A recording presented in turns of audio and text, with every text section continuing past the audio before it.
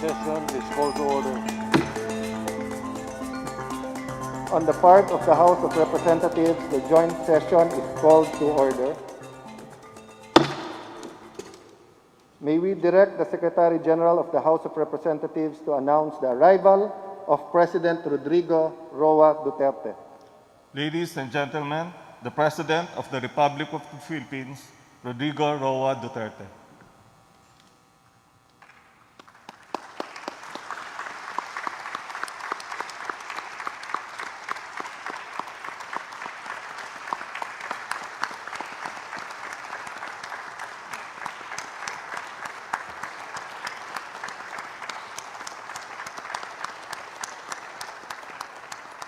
Please rise for the nation's prayer.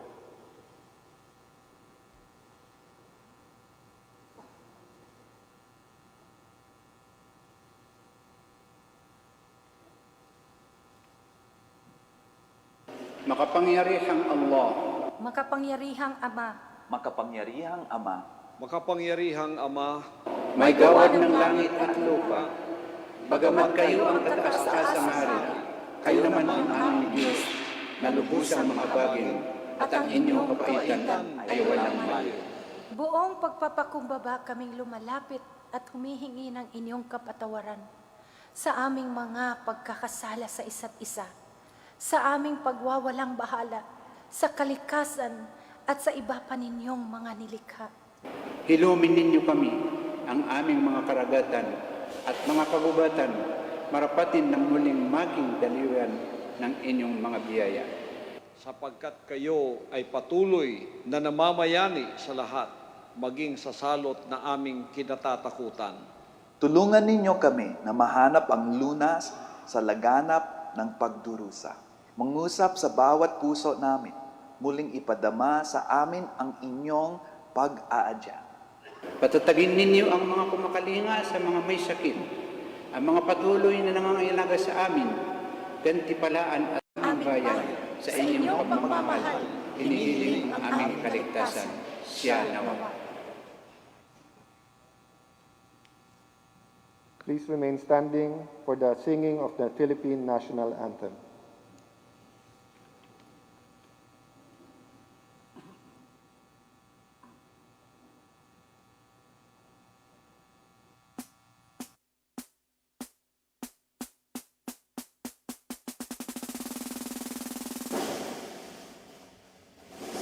Kayang nakilig para sa silanganan, hanap ng puso sa dibdib mo'y buhay.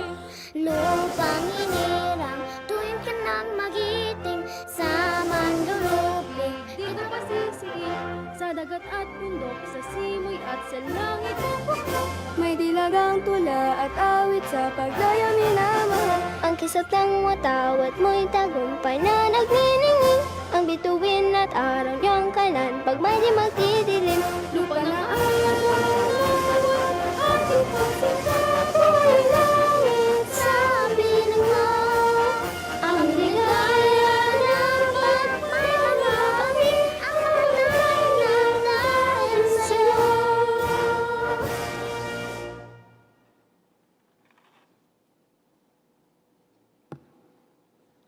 Ladies and gentlemen, Honorable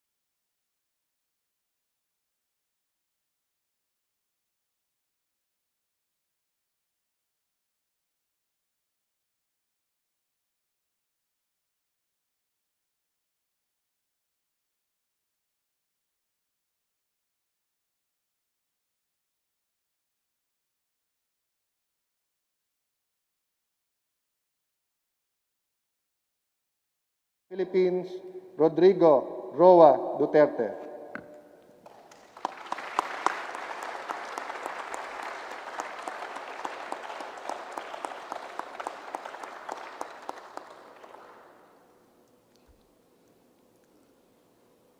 Kindly.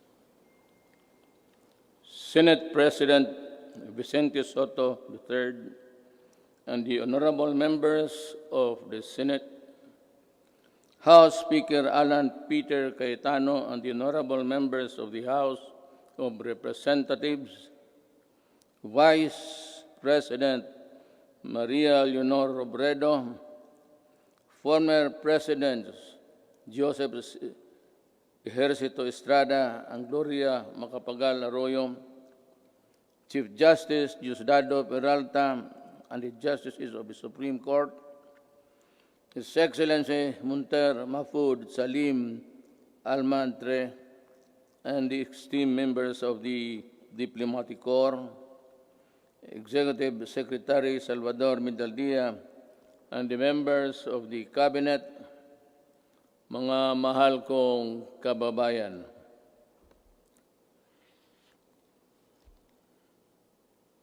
We live in a troubled time.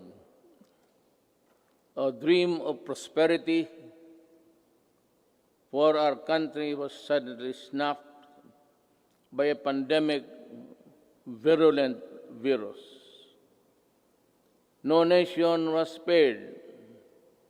Neither rich nor poor were exempt from the onslaught of this deadly disease.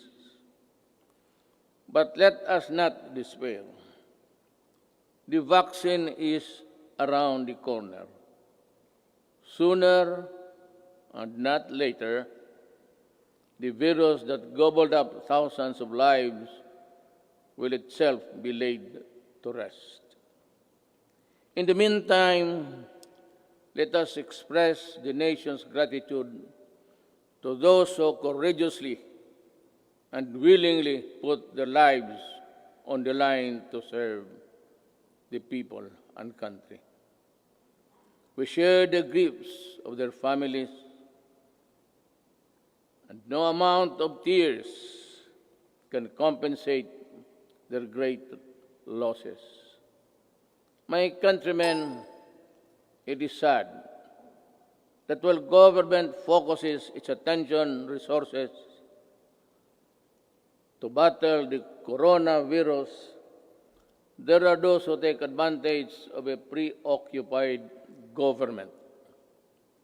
One of them is Senator Frank Dillon.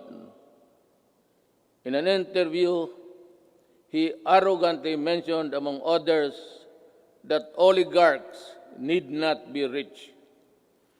Then he linked the anti-dynasty system with oligarchy, and the topic was my daughter and son.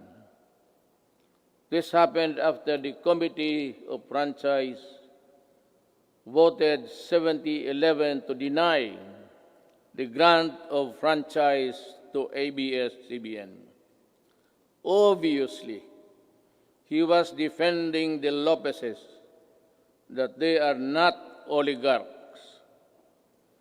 Great wealth enables economic elites and corporations to influence public policy to their advantage.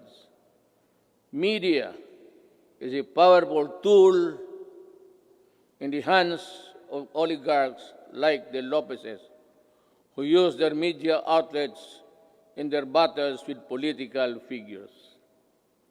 I am a casualty of the Lopezes during the 2016 election. The dealers and purveyors of illegal drugs, hiding in the shadow of COVID-19, have stepped up their activities. The amount of shabu valued at millions of pesos seized during police operations speak volumes of the enormity and the weight of the problem that we bear. The corrupt, the grafters, and the influence peddlers also take advantage of their fear and confusion that coronavirus generates the financial and material assistance of government to the unemployed, the sick, and the destitute, running into billions of pesos, are not spared from corruption and ineptitude. Even the donations for well-meaning private persons are schemed before reaching their intended beneficiaries. It is like snatching food from the mouths of the babes. The profiteers, overpricers, and the corrupt felons must be laughing while they stash their dirty monies, but not for long. They cannot outrun the long arm of the law. In this regards, the words of former President Ramon Magsaysay ring fresh and relevant today as the day they were said decades ago. He said, "We need men of integrity and faith like Rizal and Del Pilar, men of action like Bonifacio, men of inflexible patriotism like Mabini. We need their zeal, their self-reliance, and their capacity to work, their devotion to service, and their ability to lose themselves in the common cause of building a nation. If we allow greed and self-interest and ambition to rule us, then, as stated by one prominent physician, we will be left with nothing better than the lesser evil instead of the greater good."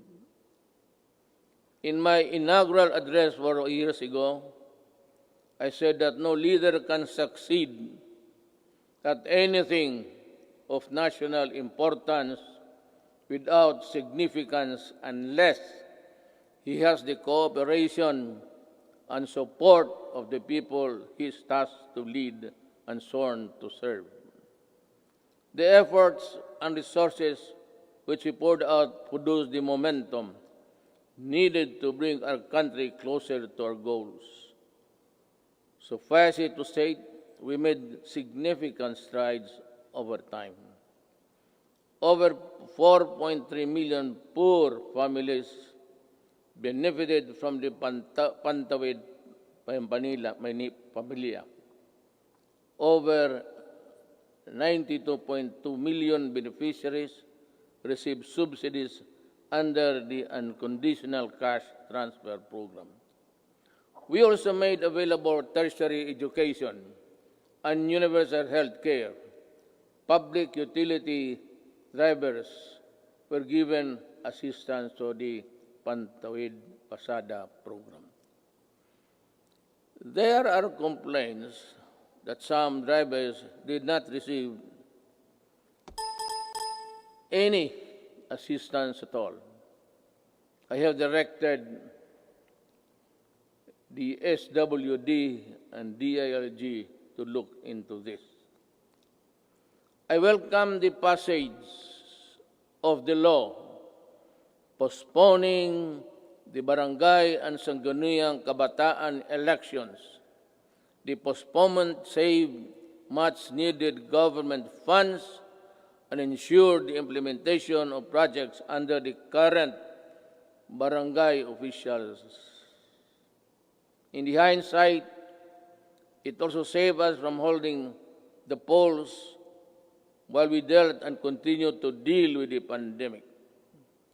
The Malasakit Centers Act has proven to be a great help to our less fortunate citizens needing medical services through one-stop platform in government hospitals.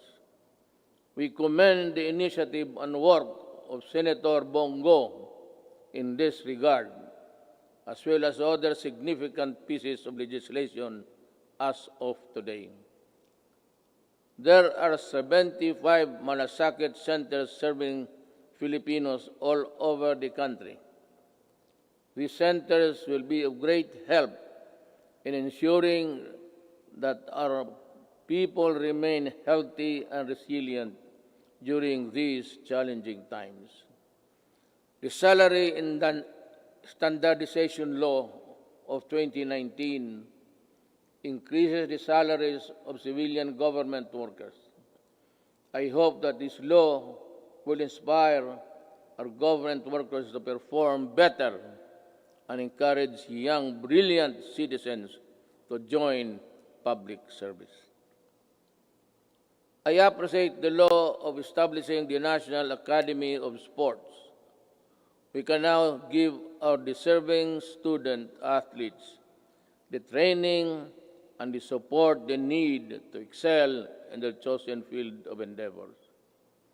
With the commitment of key members of Congress, the Executive Department, the FISGOC, or the Philippine Sports Commission, and the Philippine Olympic Committee, we're bound together with one vision to host the 30th Southeast Asian Games. Our athletes prevailed. More than that, we fostered pride, patriotism, genuine sportsmanship, and camaraderie in our South Asian brothers and sisters. Indeed, we won as one. To our business community and the general public, we assure you that the landmark ease of doing business and efficient government service delivery act has been gaining momentum. We are closer to eliminating over-regulation in government services. Frontline processes, including consular services, processing of building and business permits, and the services of overseas Filipinos and seafarers were streamlined. Passports and driver's license validity were lengthened to ease the burden of the public.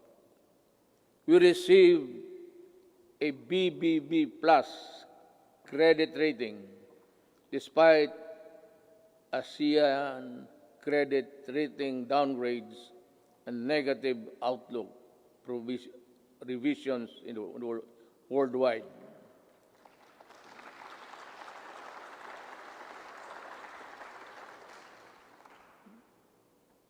The Japan Credit Rating Agency upgraded us from BBB plus to A minus last month. Meanwhile, Moody's has affirmed and maintained the country's ratings at BB2, Baa2 rather.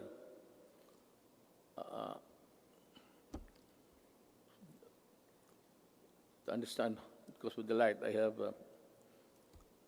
mine eyesight is not as good as new. Our fiscal position is strong, our economic fiscal management prudent, and our banking system robust. We are in a better position to weather the crisis caused by COVID-19 global pandemic. We have accomplished significant infrastructure projects under the Build program. I will not dwell lengthily on the nitty-gritty of our infrastructure accomplishments. Now, lest I bore you. Instead, we will release a comprehensive written report of our collective milestones and the details of accomplishments that remind us that perseverance, patience, determination will help us move forward even in the most difficult times. We issued last year the Executive Order number 100, establishing the Diversity and Inclusion Program as national program of the government. We want to end discrimination of persons on the basis of age, disability, ethnicities, sexual orientation, and gender identity and expression, and other character traits. My administration always believed that freedom from illegal drugs, terrorism, corruption, and criminality is itself a human right violation. Part of our efforts to uphold human rights is protection of the rights of children and the right against discrimination. Early last year, I signed Executive Order number 92, creating the National Council Against Child Labor. Government efforts to protect the rights of children will be amplified to prevent, reduce, and eliminate any form of child labor. Our achievements along this line will have been extolled by an overwhelming number of fellow member states in the UN Human Rights Council during its recently held 44th session last June. Rest assured that we will not dodge our obligation to fight for human rights. My countrymen, there are lessons to be learned from the coronavirus pandemic. It jolted us to realize that gains made after spending so much planning, effort, cost, and time could diminish considerably and quickly for reasons beyond one's anticipation. That it is much easier to destroy than build. That in a crisis of national proportion that affects every aspect of human life, government needs to have the support and cooperation of the people if it is to succeed in battling the cause of that crisis. That there are people who ask for compassion but show none themselves. That life, after all, is fickle, like the weather. The gains we achieved for the first 3.5 years were put to a test when the pandemic suddenly struck the global community. While I am aware that the road towards a comfortable life would all be far easy if the pandemic had not occurred, and around the rest of the world we suffered.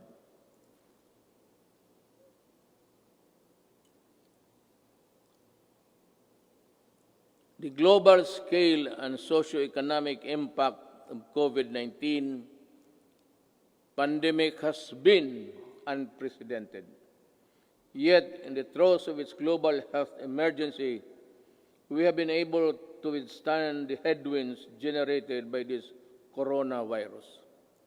In this regard, I would like to express my gratitude to all those who made possible the steady supply of food, water, basic utilities of our households.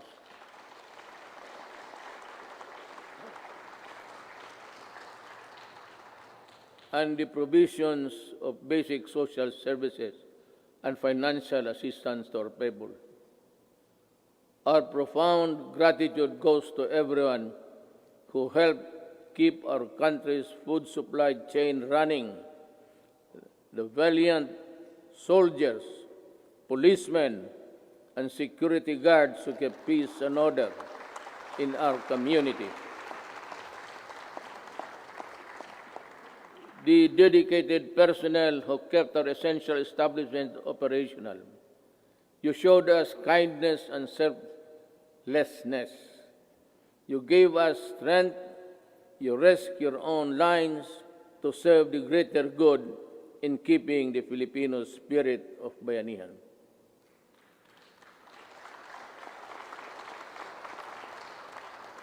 I also thank the men and women of the Interagency Task Force on Emerging Infectious Diseases and the National Task Force Against COVID-19 for all the countless hours it spent to keep the pandemic in check and for all the efforts it made to ensure the safety of our people.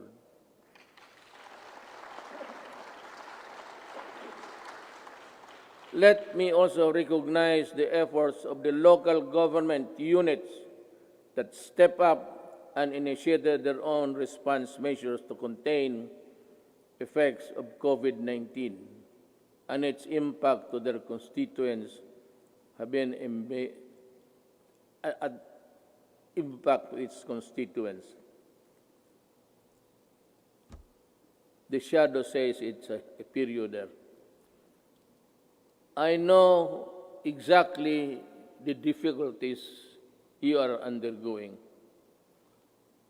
I pray that the officials of each LGU in our country, from the barangay to the autonomous regions, would set aside partisan politics and selfish interests to do what is right and good for all. Likewise,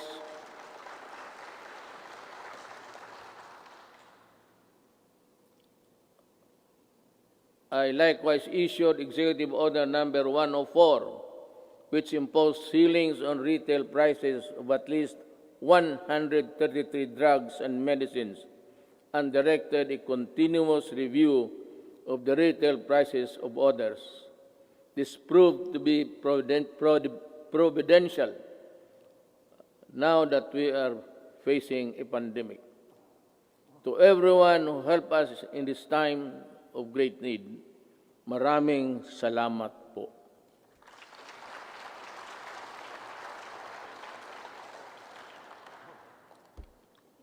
Let me say that the strength of a nation rests in the hands of the people acting as one with government. In the pursuit of common goals and objectives, when the pandemic struck, I decided to prioritize life over other considerations according to experts. The intervention that the government had put in place prevented as much as 1.3 to 3.5 million infections. To me, even if the numbers were much lower, it would still be and would have been worth the sacrifice we made. Buhay muna bago lahat. We initially encountered difficulties ramping up our testing capacity. We now have 93 accredited testing laboratories nationwide, and we are aiming to conduct 1.4 million tests by end of July and ensure a quick turnaround time of 48 to 72 hours. Under the Social Amelioration Program, we allotted 2.5 billion or to 2.5 billion for poor and low-income households who were affected during this pandemic, who thrive on a no-work, no-pay arrangement. Admittedly, our implementation of the Social Amelioration Program was not perfect, and some opportunists turn crisis into opportunity. We will catch up with you sooner than you think. We came up with the COVID-19 Adjustment Measures Program, extended financial assistance to over 650,000 affected individuals in the formal sector, 110 OFWs abroad, and almost 83,000 repatriated OFWs were also provided temporary wage employment to displace marginal workers through the TUPAD project. Our indigent senior citizens were also provided with a stipend for the rest of the semester of the year current year. This health emergency stretched government's resources to its limits. In response to the Office of the President worked closely with Congress for the quick passage of the Bayanihan to Heal as One Act. May I again reiterate my thanks to you, the men and women of Congress, for the effort you invested in passing that law. I hope that we can get some or the same treatment of clarity, purpose, and the fastness to support the passage of the Bayanihan Recover to Act as One, which is supplement funds for recovery and response against the impact of COVID-19 pandemic. We must facilitate the country's economic recovery. I call on Congress to fast-track the passage of the proposed measure, such as the Corporate Recovery and Tax Incentives Enterprises or CREATE Act. This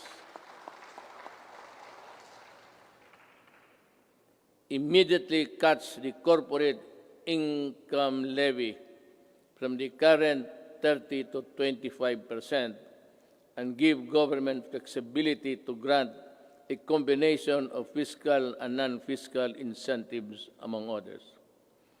The Financial Institutions Strategic Transfer, or First Act, will set up mechanisms allowing banks and other financial institutions to dispose of and transfer non-performing assets and loans to asset management companies similar to the special purpose vehicles. Our economic managers have seen infrastructure investment as an effective tool to help spur high growth, attract investments, create jobs, and achieve financial inclusion for all Filipinos. The DBP has resumed the construction of the North Luzon Expressway Harbor Link, the NLEX-SLEX Connector, the Cavite-Laguna Expressway, the Metro Manila Skyway Stage 3, the R1 Bridge Project, the Tarlac-Pangasinan-La Union Expressway Project, and the Subic-Report Expressway Project, to name a few. To realize the maximum benefit from the country's investments, the infrastructure projects under the Build, Build, Build program, which are labor and capital intensive, are not mere springboard for the country's swift recovery pandemic. They are economic benefits to be distributed to all corners of the country and push sustainable stability in the urban centers, particularly Manila.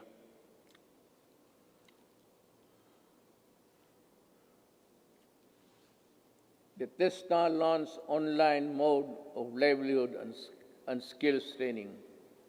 There are 71 free online training to help upskill trainees for the right opportunities.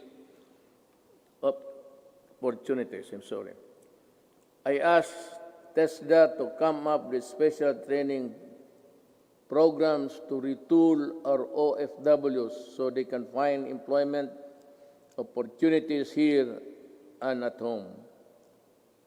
I am also calling on the CHED for scholarship programs for the qualified dependents of our OFW. I direct the Department of Agriculture and DTI to come up with the agribusiness and entrepreneurship projects to help displaced OFWs rebuild their livelihood. Further, I ask the Land Bank and other government financial institutions to continue providing low-interest loans to our OFW. Sa mga kababayan ko na naghihirap sa ibang bansa, nandito na ang inyong gobyerno para matulungan kayo at inyong mga pamilya, lalo na sa panahong ito.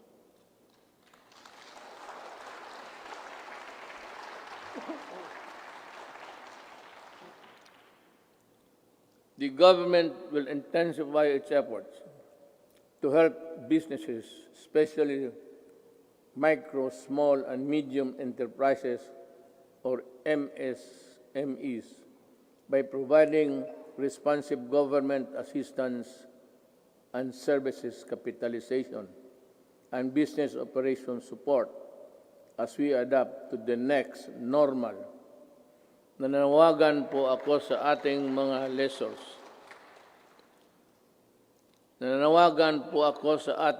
lessors. Malasakit at bayanihan po ang sana ang pairalin natin ngayon. This is not the time to drive away laces. During normal times, they were the primary source of your income stream. Now, it's time to be fair and compassionate. Come up with an amenable arrangement with your tenants. Huwag po natin silang pagtabuyan, tanggalin ang tubig, kuryente at bubong. Commercial establishments are requested to give grace periods to allow deferment of payments, especially for MSMEs that were forced to close down during the quarantine period. Let us help them recover.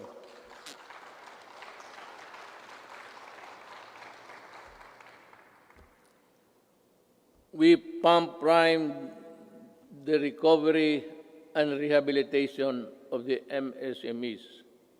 The DTI to the Small Business Corporation set up the Philippine 1 billion COVID assistance to restart enterprises or CARES program to provide zero-interest loans for MSMEs affected by the pandemic as of July 10, 2020. Over 2,600 loans applications worth more than 182.5 million have been approved. We are optimistic that this initiative will help our MSMEs stabilize and recover from their losses. I also enjoin the Bangko Sentral ng Pilipinas and the banks operating in the country to provide regulatory relief for our MSMEs and allow loan payment extension without incurring penalties and charges.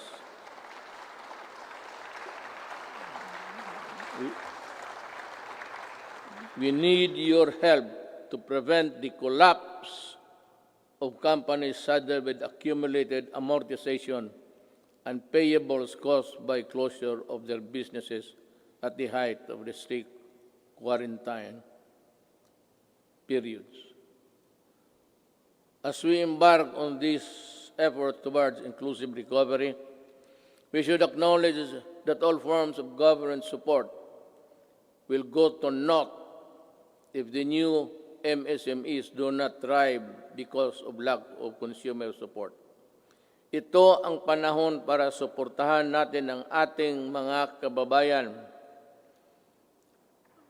na nagnegosyo at gumawa ng mga produktong sariling atin. In the same manner, in tourism and recreation industries, which are among the hardest hit by the pandemic, count on our full support while we slowly try to put the fun back in your local travels. The national government agencies and LGUs must harmonize their policies to boost tourism, ensuring everyone's well-being. We enjoin our people to help boost the economy by traveling locally.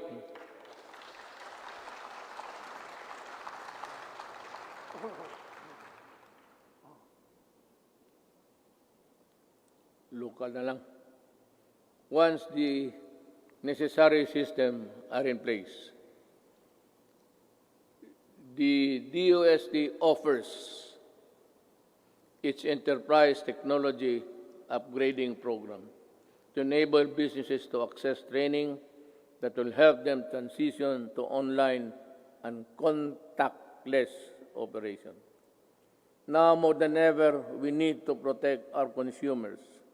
I direct the Department of Trade and Industry to ensure the empowerment of Filipinos on consumer rights and coordinate strategies between public and private organizations in building a fair, safe, resilient, and sustainable economy. There are welcome developments for commerce and industry, but major economic activities take place in borderless environment with the meager regulatory controls. They expose consumers to various risks related to security, data, privacy, and misrepresentation. We must patrol the country's cyberspace and enforce online consumer and data protection and privacy laws. We must run after online scammers and those undermining the people's trust on the online transactions. We must continue to protect Filipinos in the normal and remind the world that we are responsible stewards of data. I am committed to protect both physical and digital lives of our law-abiding countrymen.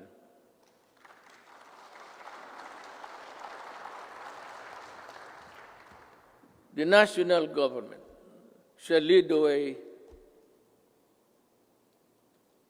in our transition to online systems. I reiterate my call for all government instrumentalities to implement systems that shall make physical queuing a thing of the past. Panahon na para mawala na ang pila para mapagsilbihan ang gobyerno ng walang kahirapan para sa tao. The DILG, DBM, and the ARTA, along with all agencies and instrumentalities of government, are hereby directed to make full possible services available online. We need to adjust and adapt a paperless type of business and work performance. We need e-governance our people with the services they need and the comfort of their homes in the work or workplaces. It will enable us our bureaucracy to better transition into the new normal and cut and minimize red tape. Until the COVID-19 vaccine is available, I will not allow the traditional face-to-face teaching or learning unless the risk of exposure to the sickness are eliminated.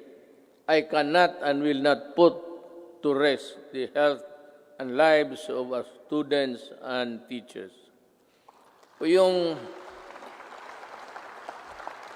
About 2 weeks ago, I seem to have said that I would allow the face-to-face classes to resume. But we were talking actually of January, because my thinking is that by September, we would have the vaccine. How to get it from the producers or from other governments is really something which we have to deal with, because everyone, it's a global need, and everyone will go for it. But let me just mention it in passing that about 4 days ago, I made a plea to President Xi Jinping that if they have the vaccine, can they allow us to be one of the first, or if it's needed, if we have to buy it, that we will be granted credit so that we can normalize as fast as possible. Life that is lost is lost forever. Courses that are not substantial can be supplemented. Education that is delayed can be recovered. We must implement online learning, modular learning, and TV and radio-based broadcasts, which students coming from different backgrounds can avail.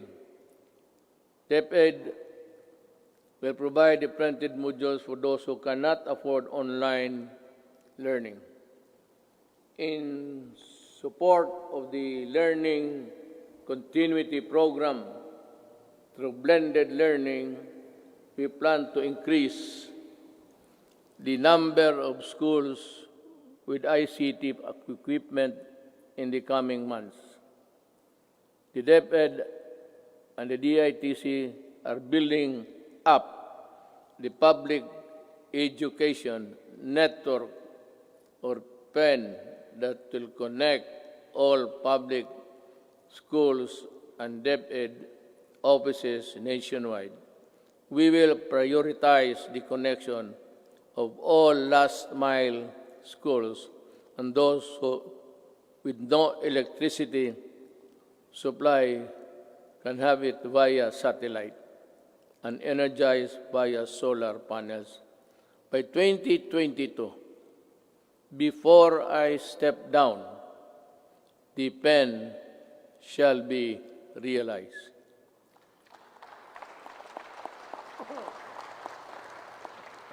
I'm referring to the program. I will do it. TV frequencies reverted back to government for whatever cause or reason shall not be used exclusively to the exclusion of other persons or other dummies to cope up with the demand of the next normal. This will be used to provide uninterrupted quality education to our children in our shift to e-learning. I am directing Secretary Guevara, Secretary De La Peña, and Secretary Onasan in collaboration with Secretary Briones and Secretary Abisado, together with Secretary Dominguez, to come up with an integrated program and implementation mechanism to ensure that these TV frequencies are fully utilized by government through the facilities of the PTV4 for the utmost benefit of the Filipino people.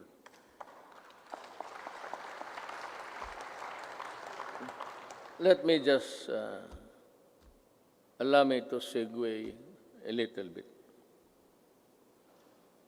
For the remaining 2 years of my term, all that is good that belongs to government, whether it be the airwaves, whether it be the lines, or whatever that is good for the people, will belong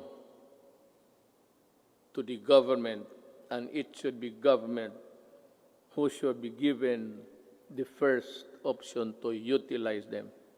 Ang sobra kanila. I call on our communication companies to improve their services lest we be forced to take drastic steps to address the less than deal service that the public is getting from you. Alam mo, sisingit na lang ako dito. I am sometimes you are government pictured to be weak and incompetent because we cannot really force our mandate. Alam mo itong nagbibigay ng mga public services, you better improve. Huwag naman ninyo kaming pahintayin 10 taon bago kami makakamit ng mga services that the other countries are enjoying. If it's just a question of added capitalization or the infusion of money, go and look for it. Maghanap kayo, because if you are not ready to improve,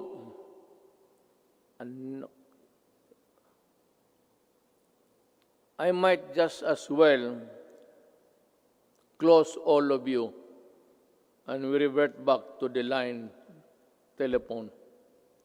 At kukunin ko yan, i-expropriate ko sa gobyerno. Alam mo itong, I'll be straight, smart, pati itong globe, ilang taon na ito? At ang sagot palagi sa akin, the party cannot be reached. Nasaan pa na pumunta yung yawa na yun?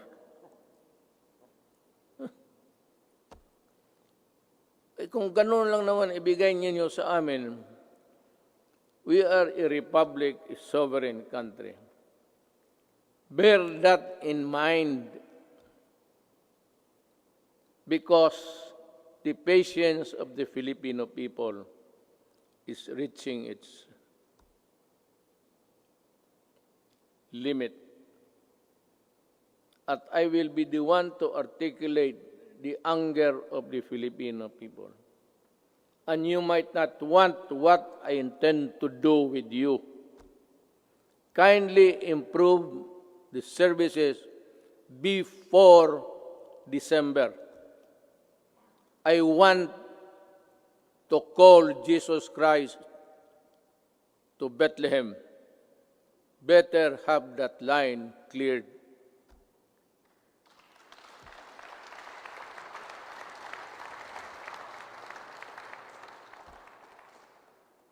Alam, sa totoo lang, Adre, na po, na ako sa inyo. I have been a citizen of this country and parang nilalaro lang ninyong, kayong may pera. Puta. May pera kayo, negosyo kayo. Wala kayong pera, putang, umalis kayo dito. You give us half deals, half cooked transactions, lousy service. Tapos ang tao nagbabayad. Tell us now if you cannot really improve on it, because I will work by December. I have 2 years. The next 2 years will be spent improving the telecommunications of this country without you. I will find a way. I will talk to Congress and find a way how to do it.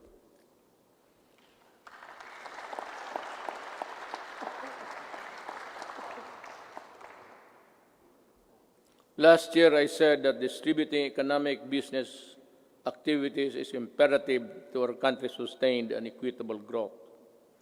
Today, I reiterate that statement. I issued Administrative Order Number 18, directing concerned agencies to strengthen the development of special economic zones in areas outside Metro Manila. I also issued Executive Order Number 114 to institutionalize the Balik Probinsya Bagong Pag-asa program. This consolidates and refocuses existing economic and social welfare programs, activities, and projects toward the countryside. It is also an international agency council headed by Executive Secretary Salvador Medialdia, which will create a framework for the effective implementation of the project. Kung hindi ninyo ako naiintindihan sa sinabasa ko, mas lalo ako.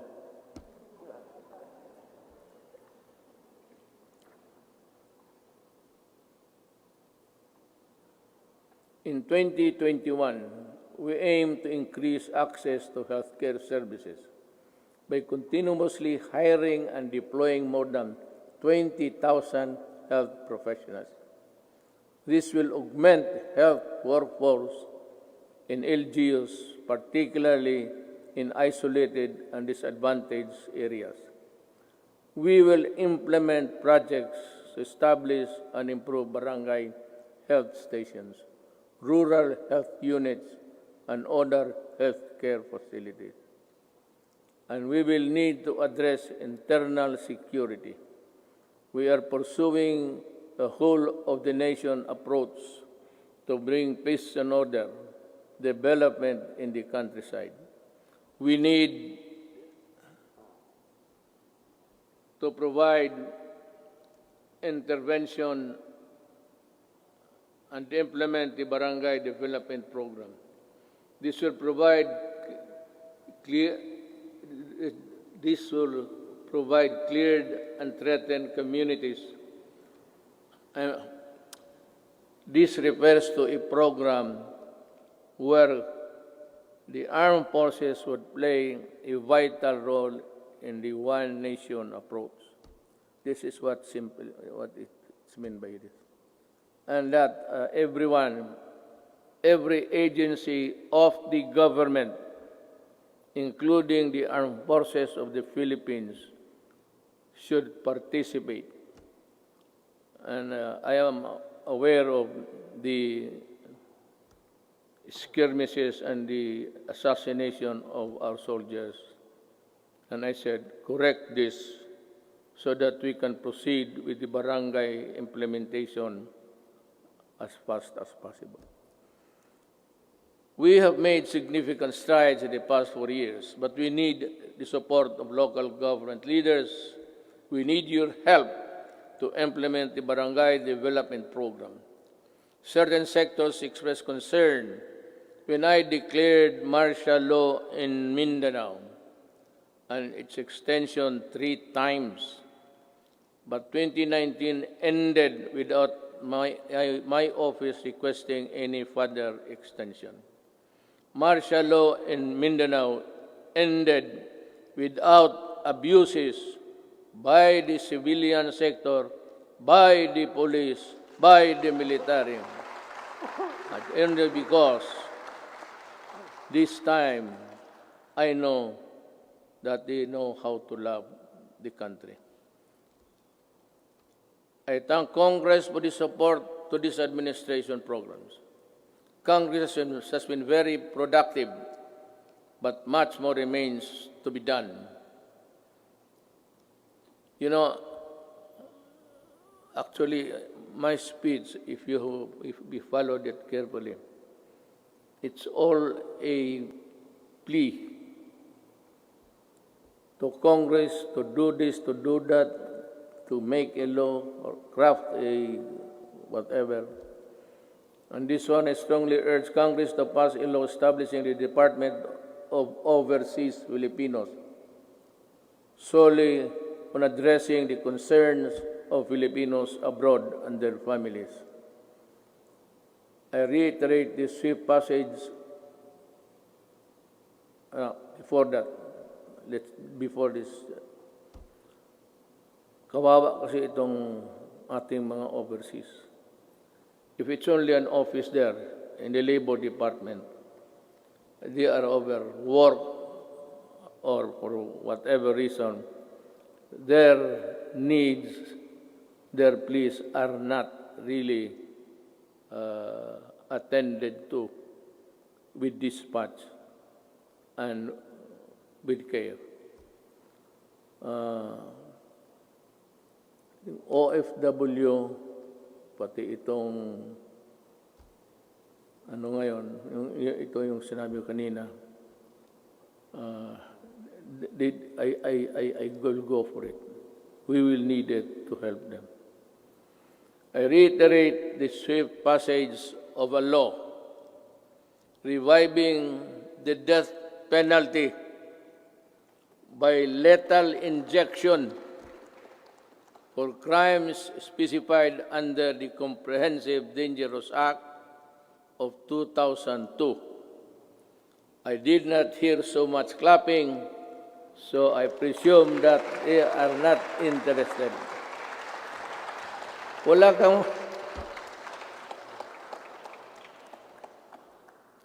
Someday I'll tell you the story of what happened to the Philippines. Hindi ngayon.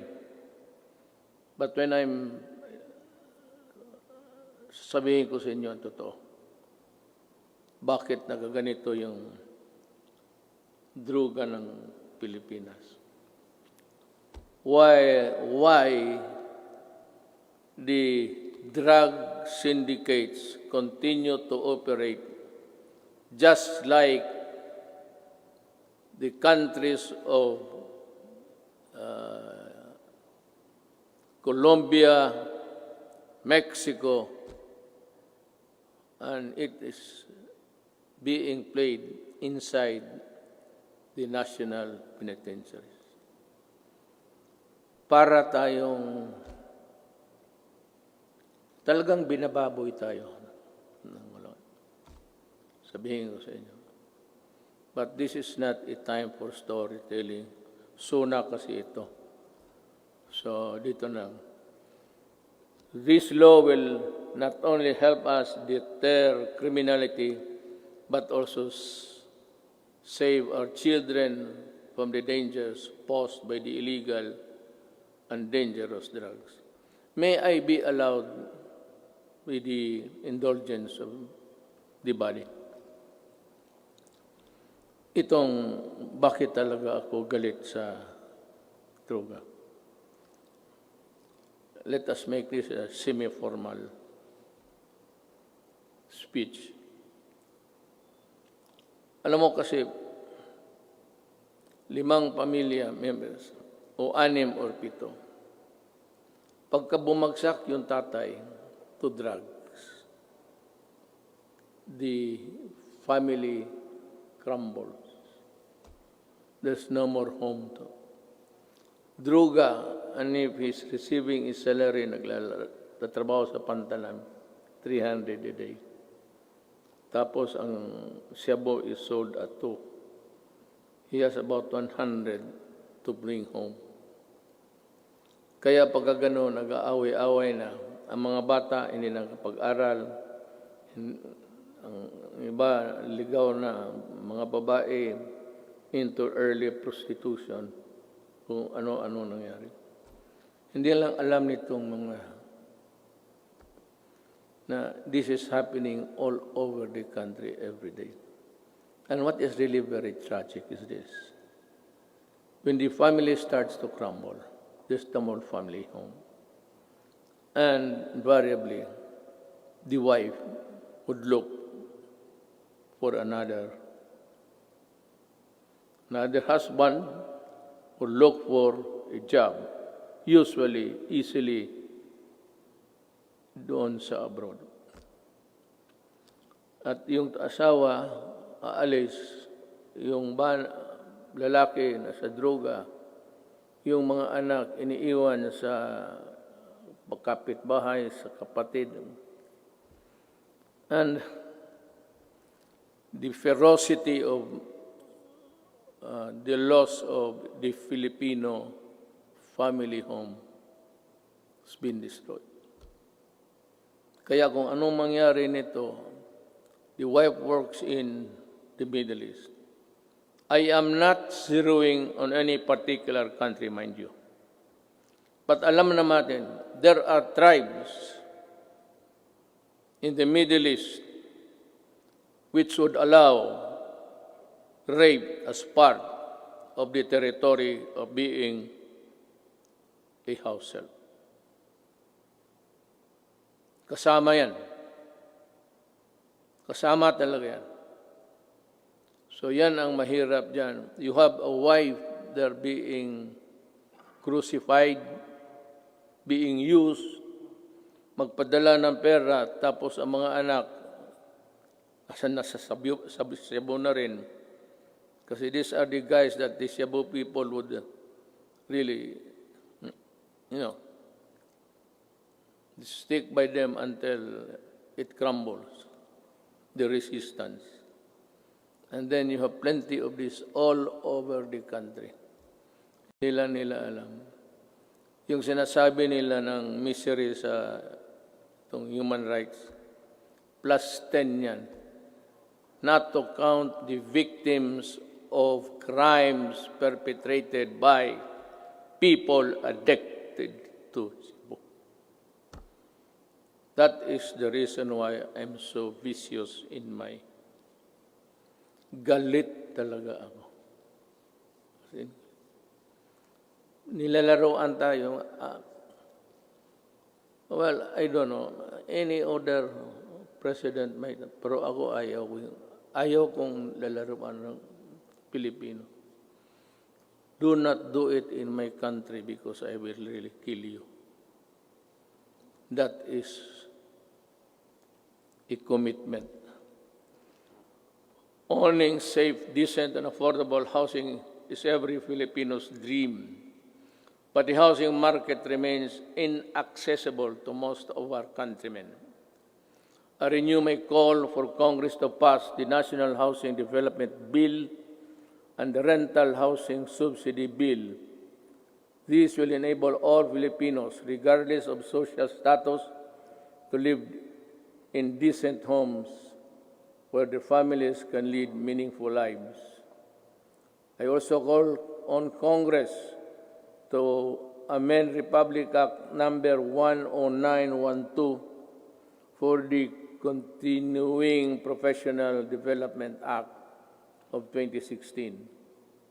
In this time of great pandemic and forthcoming reconstruction, requiring professionals to undergo seminars is burdensome and not realistic. This must end. Ito pang isa. May mga profession. Singit ko na lang lahat to tell this is to inform the nation. May mga profession na they would require, I think it's the nicest, they would require them to come to Manila to retrain and for another round of expenses. Itong mga seminar na ito, dapat mahinto. I don't know in other provinces, but during my time, itong sa barangay expeditions ng mga opisyal, hininto ko rin yan.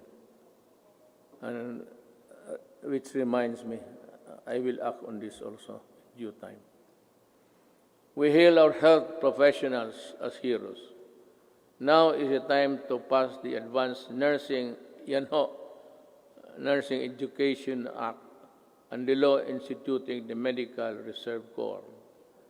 COVID-19 will not only be the last pandemic.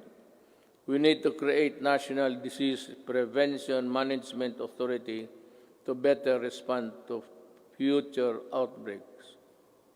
We count on Congress to full support.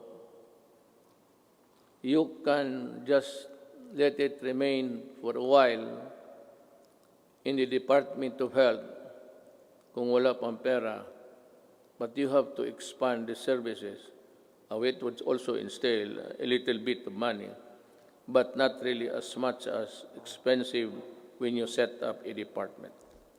In the long term, we are looking into the creation of the National Disease Prevention and Management Authority to better prepare for the pandemics, protect lives, and allow development to proceed even in the worst of times. We are counting on the full support of Congress for this critical, important endeavor.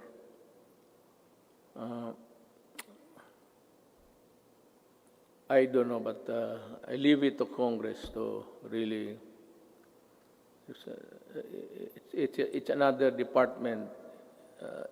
There seems that it could be a multi-layer, redundant thing between the health and the proposed department.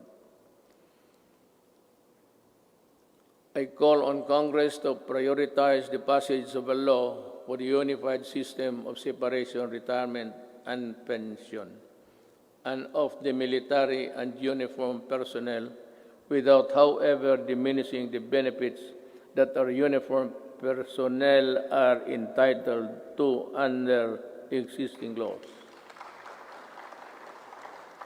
There is a need to adjust the pension system, which will be applicable only to the newly hired uniformed personnel, so as not to cause a ballooning effect against the budget of the military in the years to come, and yet maintain the pension benefits those already in service under the present law. This issue needs a solution now. Umpisa natin ngayon para hindi na maging problema sa sunod na mga taon.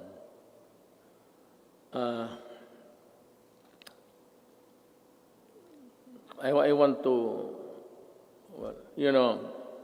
one of the, this is not politicking, I am not running, I cannot run anymore. Yung dinoble ko yung sweldo ng police pati army, it was really a clarion call para for them also to have a decent life and that they're able to get the things which ordinarily cannot be reached by any government employee. Ang akin doon is yung corruption. That maybe it might be a vain attempt, but maybe dagdagan ng sweldo para it would be a hedge against corruption. We must also modernize the Bureau of Fire Protection and the Bureau of Immigration with urgency. Alam mo, sa Davao, and if you go there, I can show you. One of the serviceable trucks, fire trucks, that we have in the city of Davao. Of course, ang city meron ng sarili, aside from the Bureau of Fire, which is really national. Meron yung Bureau of Fire, would you believe it, serviceable still. Ang pangalan ng truck is Studebaker. Ang katawan, ang talagang matatag ang katawan. Kaya ang makina, isuso. Pero okay pa rin. It can put out. But, totoo. This is how this Bureau of Fire issue medyo na overlook natin ng matagal. I emphasize the creation of the Department of Disaster Resilience and our people's safety, which cannot be delegated to any council or commission. Equally important is the establishment of evacuation center in every city, province, municipality throughout the country. We must act before another major disaster shakes into action. Problem is disaster and even a fire. This cannot be made a study for projection when the earthquake would suddenly come and make a big crack there. Hindi natin alam talaga.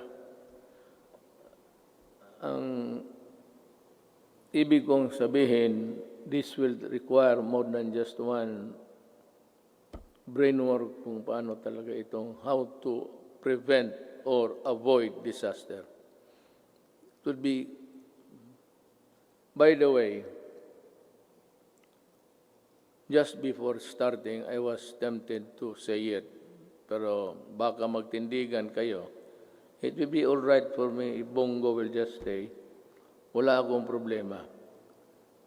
Sabi ko na this piece of speech of mine would be one of the longest sonas that I will deliver.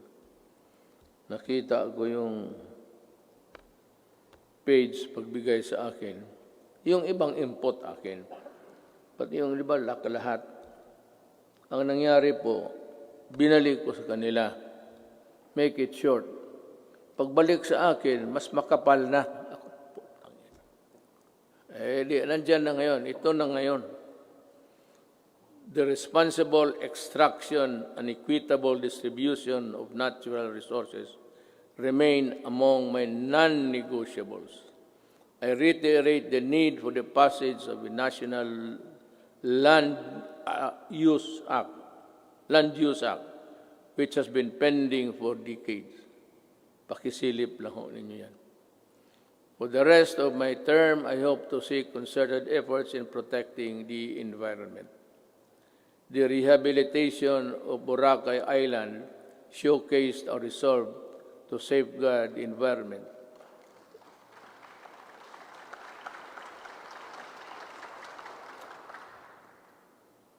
Boracay is doing well because of its scenery. If it's only a coconut and a black sand, white sand and water, wala yan. Pero you add the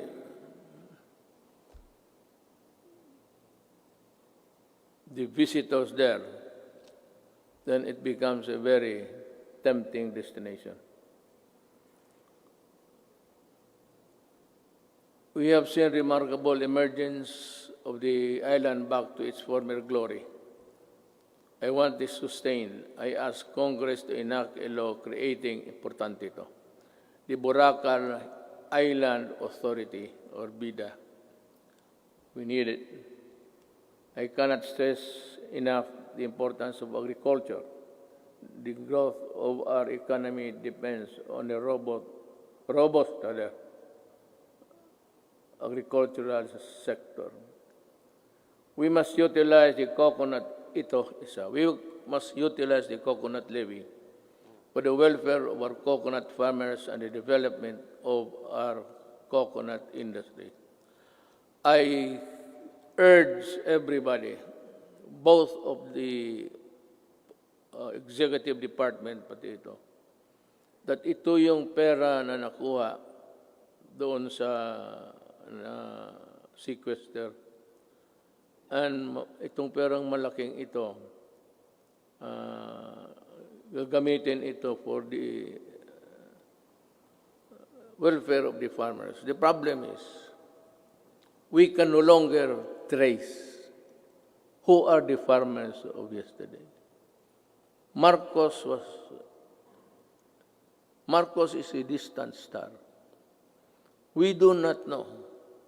Ako alam ko because we had a little piece also that was covered by the land reform. Hindi na natin malaman kung sino ang may-ari. So I think Congress should look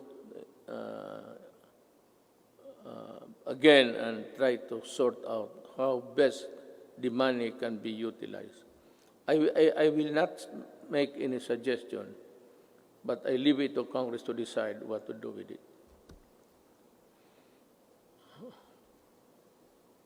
I once again urge both houses of Congress to pass a version of the bill establishing the Coconut Farmers Trust Fund. Tulungan natin ang ating mga magsasaka pagka hindi mawawala yung pera, bilyon yan. Diyos ko po. Well, anyway, we have learned so many lessons along the way. I am also requesting Congress to pass the Rural Agricultural and Fisheries Development Financing System Act. We aim to provide adequate, accessible, and affordable food for every Filipino through the Plant program. After the build, I think this is easier to achieve. A few good men, few good regional directors, DAR, and dedicated workers down below could make this thing a success. Mas madali ito kaysa build. Ito plant lang eh. It is more of how you try to convince the farmers to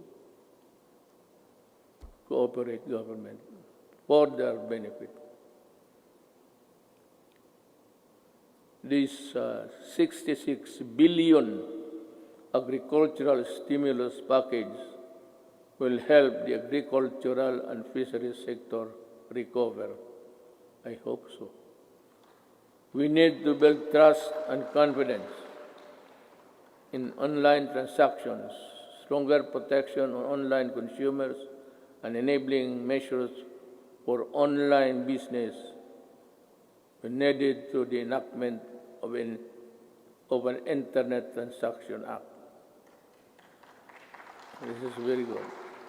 I thus direct the Department of Trade and Industry and other relevant agencies to work on it closely with Congress, ensuring that the provisions of the proposed bill are responsive to the needs of the consumers while promoting the growth of e-commerce in the country.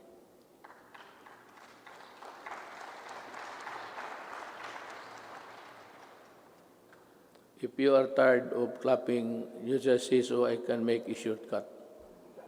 Pabilisan lang yan. On the path of better governance, we travel with other partners, both old and new,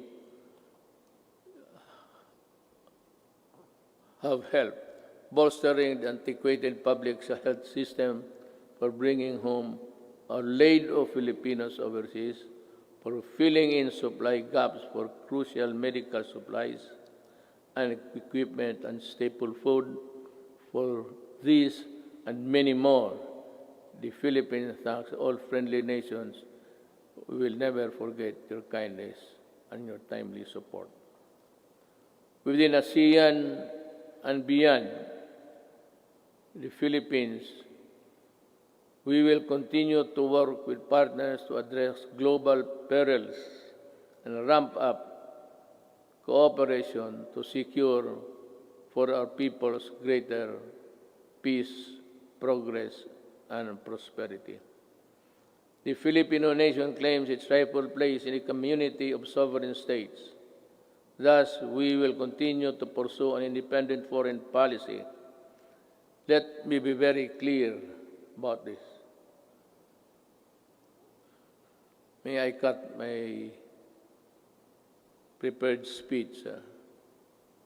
Alam mo, I read a little over 3 weeks or last month na the Americans intends to go back to Subic. I'll just put on record my thoughts. I have nothing against America. I have nothing against China. But if you put bases here, you double the spectacle of a most destructive thing. Just like Manila during the Second World War, during the retaking of this city, it was one of the most devastated cities in the world. Ayang maglagay-lagay ka ng base at this time. This will ensure, if war breaks out, because there would be atomic arsenals brought in, this will ensure the extinction of the Filipino race. We work without fail to protect our rights in the South China Sea, neither beholden nor a pawn to anyone.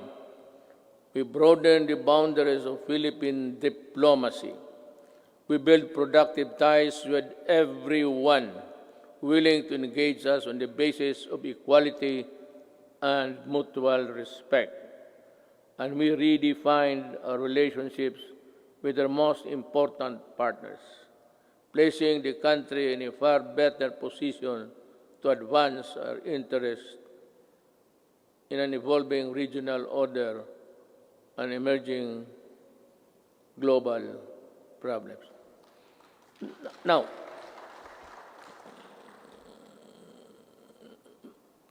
plenty of critics, both sides, claim about nothing has been done to retake forcefully or physically the South China Sea.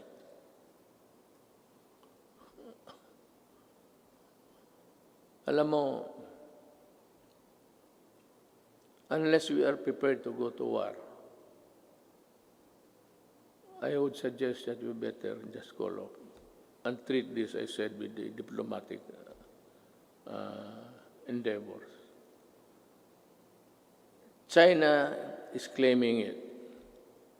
We are claiming it.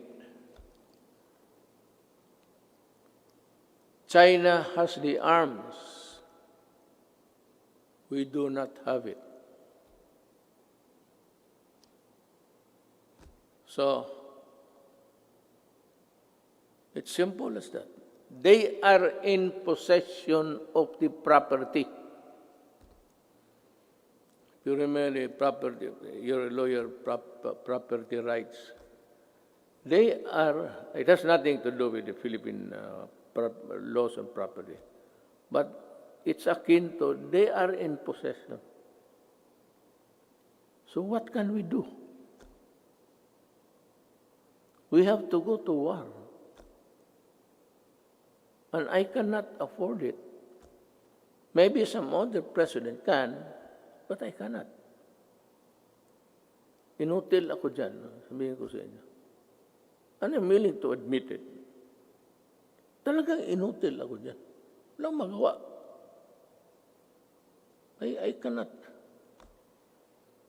The moment I send my Marines there at the coastal shores of Palawan, tinamaan ng cruise missile lahat yan.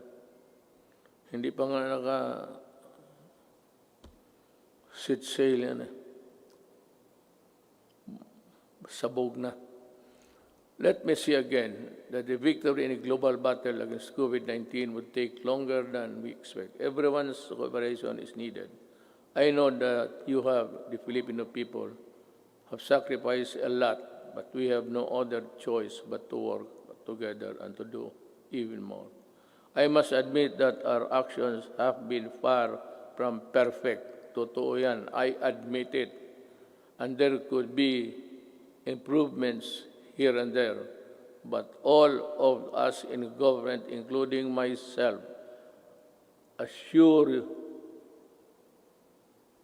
you that we will not stop until we get things right and better for you. I know that many of you are worried not only about health and safety, but also about our ability to move around and ride public transportation.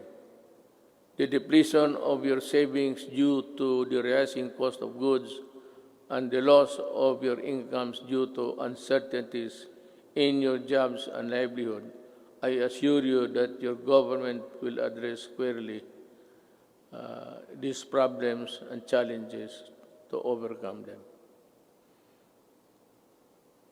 and proceed to a new normal. Marami ho talagang mawawalaan ng those for a middle income. They buy a car on installment basis. You cannot keep up with the amortization. You lose it. You lose the car. And you are forced to ride on public utilities.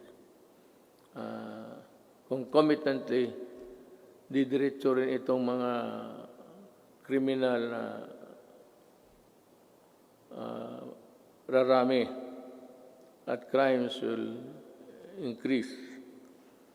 But let me assure you, for as long as I am president, there can never be a runaway crime in any of our cities. Hindi ako papayag na ganun. I can assure you, we will remain peaceful. Relatively peaceful. Hindi naman very peaceful. Pero kung sabihin mo na kagaya ng hold up dito, hold up, alam naman nila kung anong mangyari. You know what will happen to you. I am addressing myself to the criminals. You commit hold-ups, you commit rape, you commit all sorts of things, and you harm the public, then kaaway mo na ako. Pag bumalik kayo sa dati, kagaya noon, patong-patong na naman ang patay dito. Sigurado, hahanapin ko kayo. Do not ever go back to your old ways. Maghanap na lang kayo ng anong trabaho dyan. Magtiis kayo. To open up the economy to pre-COVID-19 levels at this time is not an option because whatever good it can produce will only be gobbled up or be outweighed by the bad it will generate sometimes. Haste makes waste. The recent upsurge of infection, when you open little windows of resumption of business, is proof of that. I am happy that I have talked to you today.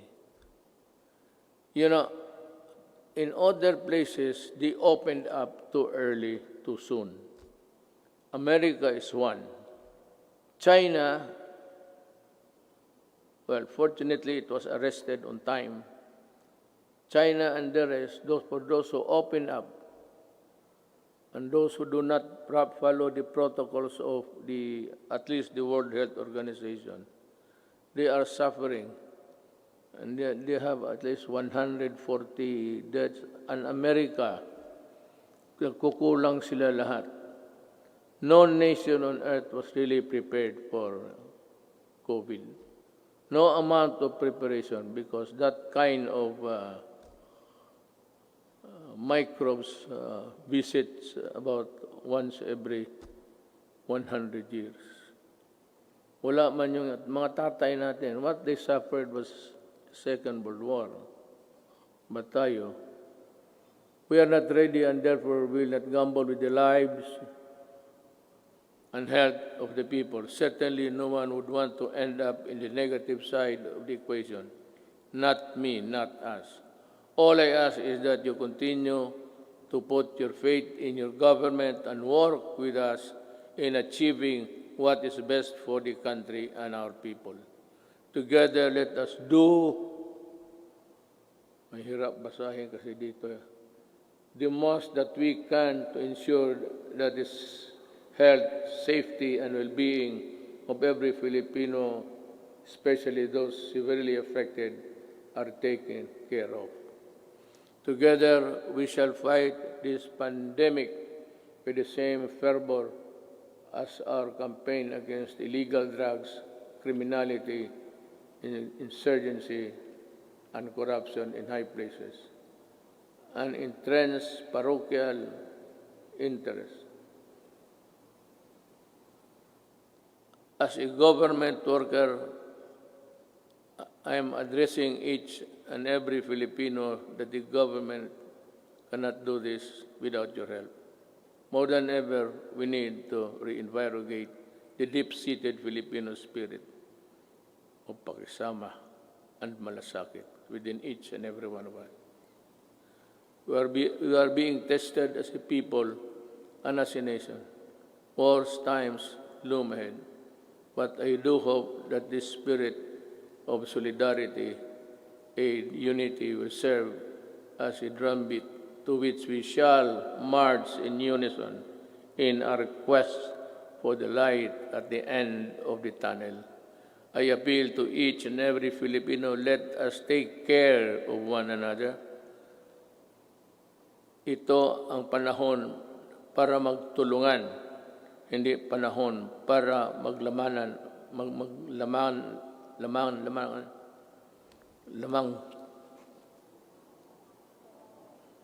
mamang, dila ko. Hindi maglamang at pagkakaisa. My faith in the Filipino innate patience, resilience, and determination to bounce back is unwavering. Let us share our blessings with those who have little and those who have none. This is the time to bring out the best in us. The woes that weigh heavily on our shoulders may bend our back, but they shall not bend or break our spirit. From the rubbles of adversity, a more resilient and stronger nation, built on bayanihan and pagkakaisa, shall rise. Together, we shall overcome. Before I pardon the time, but it was really the allotted time for my speech, I would just like to give a statement between us sa gobyerno kung hindi tayo nakakaintindihan. You know, Drilon extended, he was defended. I would like to ask Drilon, were you a part of ACRA when this contract of Ayala Water was being drafted? And why are you fumigating? Bakit kasi ikaw lang ang galit? Nasabi mo na dynasty. You are a hypocrite. You know that you cannot pass an anti-dynasty law. Ikaw nandyan sa Congress, ikaw ang mauna dito. But to take it against me for protecting my country is something which I really resent. Alam mo, you describe using the dictionary the synonym ng mga oligarchy, kung ano. Then you proceeded to characterize everyone, every name, and then said that oligarchy is not bad at all, because not all oligarchies are bad. True. But ito, to my countrymen, the oligarchy that exists in this country is the oligarchy that existed during the Spanish time. And the Spanish lands and the friar lands and all the benefits that were passed on to the insulares who did not go back to Spain or to the Spaniards and into their... But that was long ago. It has been forgotten. This is the oligarchy that controls the Philippines by what? By taking control of the water and the electricity and power. Yan ang oligarchy mo, Drilon. Wala nang oligarchy dito except that they have control. Look at how can you now craft a new contract?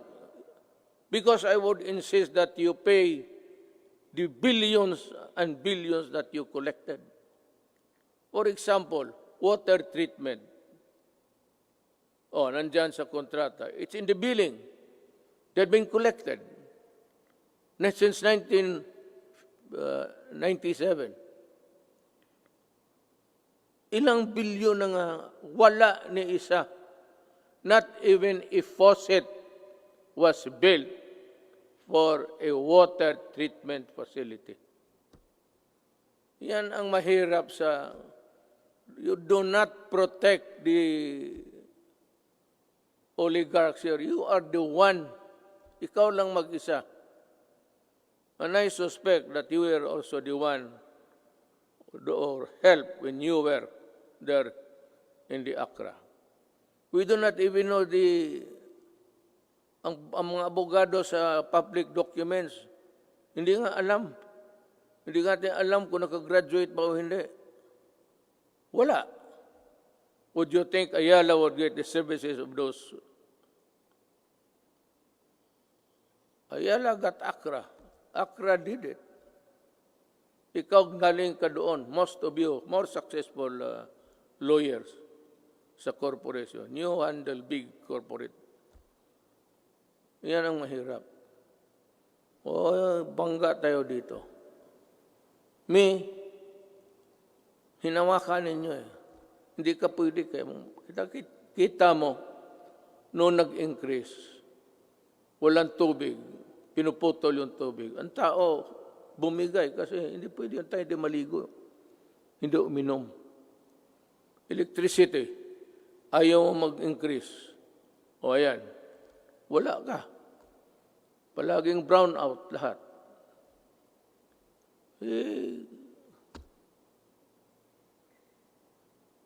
I'm sorry, but I have to say this to you. I do not like it. It's not the time for it. But since it is the time for the Sona, for people to know and people to really get the facts, then, and the right of the people to be heard. Tayo na naman ang tao magsama. hinawakan ninyo yung tubig, pati electricity. Yun ang oligarchy. Kaya ako sinabi ko noong kumpanya, corruption is not here. Yung mga customs, maliit yan. It's there upstairs. And I was really unprovidential. Dumating yung panahon na hindi ko hiningi. Then I saw the contract. Nung nakita ko yung contract na, tsaka yung linya na yung choice, yung linya ng it belongs to government. The best of the transmission lines, whatever, government gets it first before anybody else. Thank you. I am true.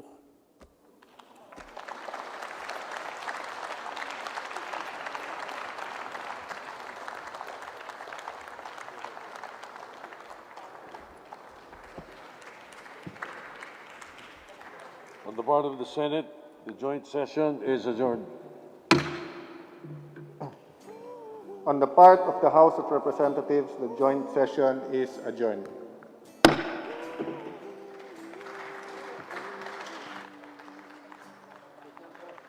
Ikaw umaatras sa sakit na marahas. Kailangan mong magpalakas para sila'y mailigtas. Buwis ang iyong buhay, handang matanggap pag ika'y mamatay. Asawa't anak na hindi masilayan, pamilya mong iiwang luhaan. Masdan niyo ang mundo,